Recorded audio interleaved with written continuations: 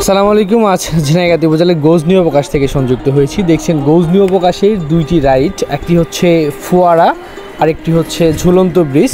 সাম্প্রতিক সময়ে সবচেয়ে জনপ্রিয় এবং কি গুরুত্বপূর্ণ দুটি রাইড, যেটি গজনী অবকাশের সৌন্দর্যকে আরও বৃদ্ধি করেছে, যেটি আমাদের বাংলাদেশের বিভিন্ন স্পটগুলোতে যে উন্নত রাইডগুলো থাকে তার মধ্যে এই যে দুটি ফোয়ারা আর হচ্ছে ফোয়ারাটা হচ্ছে একদম গজনী গেটে গজনীর সৌন্দর্যটাকে প্রথম প্রকাশ করে ফোয়ারা, আর পরবর্তীতে ভিতরে যাওয়ার পর ডাইনোসর, গারমা ভিলেজ, তারপর হচ্ছে ঝুলন্ত ব্রিজ, ক্যাবল কার, এই টাইপের ইগুলা, তারপর হচ্ছে একটা ব্রিজ হয়েছে।